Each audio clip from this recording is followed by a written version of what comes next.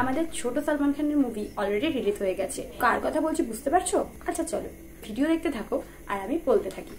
তো hey guys, welcome back to my YouTube channel. তোমরা দেখছো সানি স্ট্রোক আর আমি সানি আবার চলে এসেছি তোমাদের সঙ্গে বকবক করতে।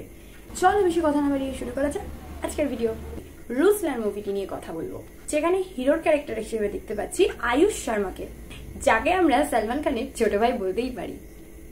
কিন্তু সালমান খানের সম্পর্কে কে হয় সেটা তোমরা কমেন্ট সেকশনে জানাতে পারো। তার ফেরা, অ্যাটিটিউড সবেরই মিল খুঁজে পেয়েছি মনে তো হয়। তোমাদের তাই মনে হয় না? তো তোমাদের যদি অন্য কিছু বলার থাকে কমেন্ট সেকশন তো রয়েছে। ফ্যামিলি নিয়ে দেখার মতো ছিমছাম মুভি, কিন্তু দর্শককে ধরে রাখার মতো মুভিটির স্টোরি একদমই নয়। যদি বলি তেমন এঙ্গেজমেন্ট নেই। অনেকে ভাবে যে এই মুভিটা দেখতে যাবো টাকা নষ্ট হবে কি? হ্যাঁ হবে, এই মুভিটা দেখলে অবভিয়াসলি টাকা নষ্ট হবে, এটা আমার মনে হয়। আর যারা ইতিমধ্যে দেখে নিয়েছো তাদেরকে সত্যিই টাকাটা নষ্ট হয়েছে নাকি হয়নি সেটাও জানাতে ভুলো না।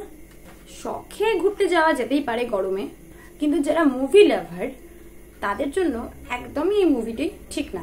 একটা মানুষের গল্প, যেখানে একটি ছেলে তার অতীত বারে বারে ঘুরে ফিরে তাকে আঘাত করছে এবং সে নিজের ইমেজকে অর্থাৎ নিজেকে প্রমাণ করার জন্য লড়াই নেমেছে, সেটাও আবার তার বাবার সাথে। তার এই লড়াইটা কিন্তু একটা সিস্টেমের বিরুদ্ধে। এই সিস্টেমের বিরুদ্ধে লড়তে গিয়ে তার পিছনে পড়ে যায় পুলিশ সহ আরো অনেকে। তো কেন তার পিছনে পড়ে গিয়েছিল এটা দেখতে গেলে মুভিটি পুরোটা দেখতে হবে তোমাদের অবশ্যই। মুভিটির ডিউরেশন মাত্র 2 ঘন্টা, কিন্তু এইটুকু ডিউরেশনের মধ্যেও চাইলেই অনেক কিছু করা যেত, কিন্তু সেরকম কিছুই ঘটেনি।